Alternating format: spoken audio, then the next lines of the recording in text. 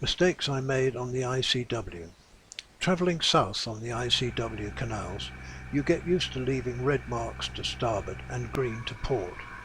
When the canal joins a river and you sail downstream, the buoyage reverses and you need to leave red to port. Most of the time it is pretty obvious where the middle of the river is, but it is often the very first mark entering the river that causes confusion or doubt. The last canal green is followed by the first river red. Sailing south down the Beaufort River, you pass greens to port and reds to starboard like any other part of the ICW. However, as the river widens by Port Royal, you see a green ahead just begging to be left to port, but it is on the other side of the river. The buoyage has reversed. Sailing into Biloxi, Mississippi from the Mississippi Sound, the buoys were regular red right returning till I got to the junction to the marinas, where I hung a left and continued to leave the reds to starboard, only to find I was in shallow water out of the 5-foot dredged channel. The buoyage had reversed to match the red right returning of the western entrance. Sailing south across the vast but shallow Biscayne Bay, we turned to enter Angelfish Creek to pass through the Keys to the Hawke Channel and the Atlantic Ocean. I was confronted by 2 reds marking the entrance to Angelfish Creek and started to leave the reds to starboard as usual, but ran out of water. Confused, I backed out and had a think. Of course, Angelfish Creek is an inlet from the sea, so the buoyage is red right returning, and I must leave those reds to port. Another time on the North-South Carolina border, I got the red right returning correct, but I was still wrong and ran aground.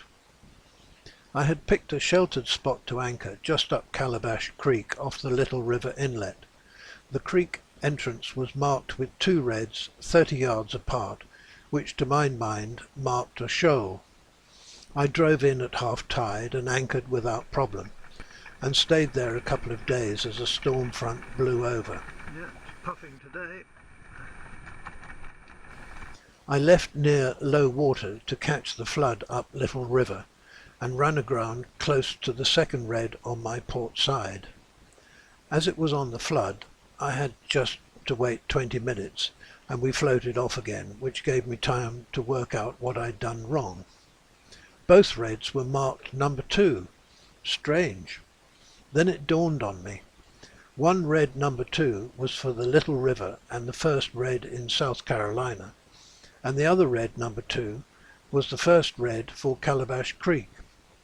When leaving, I was correct in leaving the first red to port, but I should have left the second red to starboard. It would be helpful if the Little River number 2 was changed to a preferred channel mark, red over green. Just because you see a buoyed channel on the chart, it doesn't always mean there is much water in it. I left Cedar Keys, Florida, heading north in the Gulf of Mexico. The wind kicked up square waves, that is 2-foot waves at 2-second period, which made for a very uncomfortable ride in my 27-foot Albin trawler. I spotted a buoyed channel on the chart into the Swanee River and headed in to get some shelter. It got shallower as we crept in, till we ran aground in the middle of the channel, in 2'6" of water, but at least sheltered by the surrounding reefs. Being in the middle of the channel is best, but occasionally you have to ease to starboard to pass other craft. I did this in the notorious rock pile at North Myrtle Beach, South Carolina, and paid the price by bouncing over submerged rock shelves. One of the few places on the loop where the canal had to be blasted through rock for a few miles, leaving jagged sides to the canal. On my sailboat with 4'9" draft, 1 minute I was in 13 feet of water, and the next, wham, we hit the bottom and bounced a few times over the shelf at 6 knots, luckily with no damage to the boat, just to my pride. Both my sailboat and my trawler had keels to protect the props. I pity those with exposed props if they make the same mistakes as me. Don't always trust equipment. In the straight canal leading to Choctawhatchee Bay, Florida, with no other boats in sight, I set the autopilot to go below for a moment. No sooner had I got below when I felt her alter course, and seconds later she ran into the side at 7 knots. By pure luck, there was a little sandy beach to run up and no rocks or fallen trees. I easily reversed off and on my way with no damage. Spare parts are not always good parts. When I buy a boat, the first thing I do is change the engine oil, fan belt and raw water pump impeller, and my Albin trawler Free State had these spares on board. While sailing several miles offshore in the Gulf, I spotted the engine temperature slowly rising, so stopped to check it out. I couldn't believe it at first, but within a month of use, the raw water impeller had disintegrated into such small pieces that they passed through 2 heat exchangers without blocking the tubes.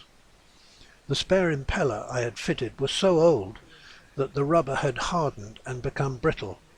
Luckily, I had bought a new spare impeller. If you stow kit on deck, then secure it well. I was sailing round the rim of Lake Okeechobee, Florida, when some nasty looking weather ahead made me anchor early in a tight spot. The squall hit and drove us close to the bank, so I motored into the breeze to take the strain off the anchor chain. One puff picked up the inflatable dinghy off the foredeck and onto the windscreen, completely blinding me.